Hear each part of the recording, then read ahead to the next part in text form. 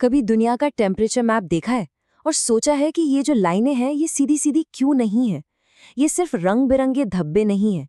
ये हमारे ग्रह के छिपे हुए क्लाइमेट इंजन की कहानी बताती हैं। चलिए आज इसी कहानी के कुछ राज खोलते हैं। जरा इस मैप को देखिए। ये टेढ़ी मेढ़ी लाइनें दिख रही हैं। गौर करने वाली बात यह है कि ये लैटिट्यूड्स के साथ साथ सीधी क्यों नहीं चलती। ये महाद्वीपों और महासागरों पर इस तरह अजीब तरह से क्यों मुड़ जाती हैं। ये एक पहेली जैसी है और आज हम इसे सुलझाने वाले हैं। तो सवाल यही है, आखिर ऐसी कौन सी ताकत है जो तापमान को इन सीधी लाइनों से भटका देती है? और इसका जवाब हमारी दुनिया के काम करने के तरीके के बारे में कुछ बहुत ही मजेदार बातें बताता है। और पहला सुराग छिपा है महाद्वीपीयता नाम की एक चीज में।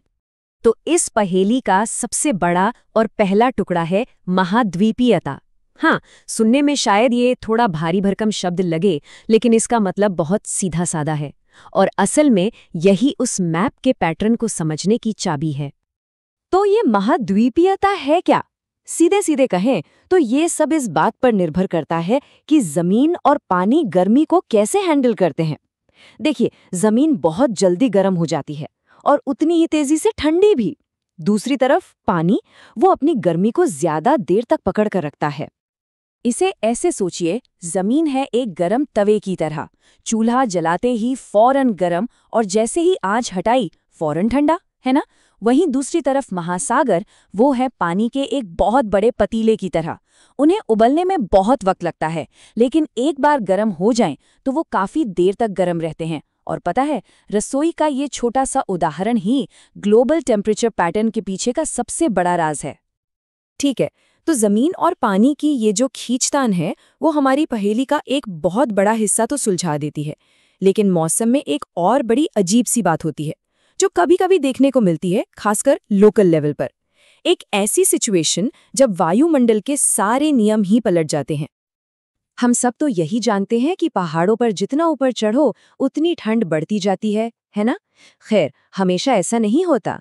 कभी-कभी, खासकर सर्दियों की ठंडी रातों में, इसका ठीक उल्टा होता है। इसी को कहते हैं तापमान का व्युत्क्रमण, जहां गर्म हवा की एक परत ठंडी हवा के ऊपर आकर बैठ जाती है। तो आखिर ये होता कैसे है? अच्छा, इसकी शुरुआत होती है एक शांत, साफ रात से। जमीन अपनी सारी गर्मी तेजी से स्पेस में खो देती है और एकदम ठंडी हो जाती है। फिर ये अपने ठीक ऊपर वाली हवा को भी ठंडा कर देती है। अब ये ठंडी और भारी हवा नीचे ही जम जाती है, जबकि उसके ऊपर की हवा गर्म बनी रहती है। और बस, हो गया तापमान का व्युत्क्रमण तैयार। और इस व्युत्क्रमण का हमारी दुनिया पर असली असर पड़ता है।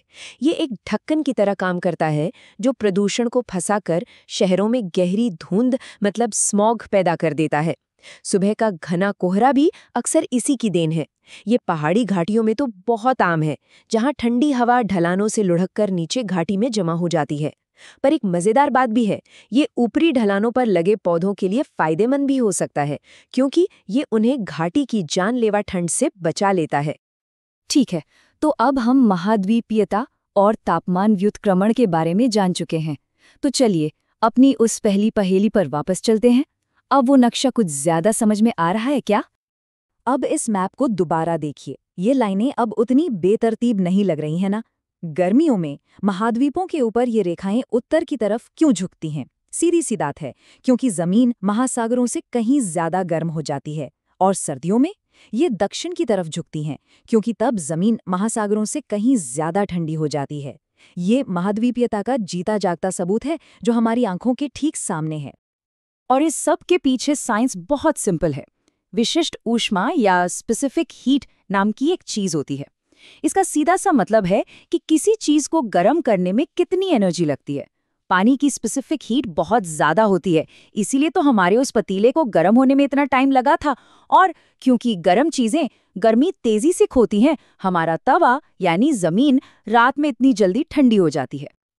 और ये हमें एक आखिरी सवाल पर छोड़ जाता है।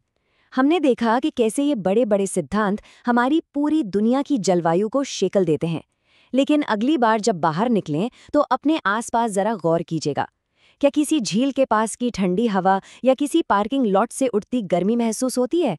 यही वो महाद्वीपीयता का सिद्धांत है जो आपके अपने आंगन में काम कर रहा है। दुनिया का तापमान का नक्शा सिर्फ एक नक्शा नहीं है, ये हमारे चारों ओर हर छोटे बड़े पैमाने पर काम कर रहे विज्ञान का एक सबूत है।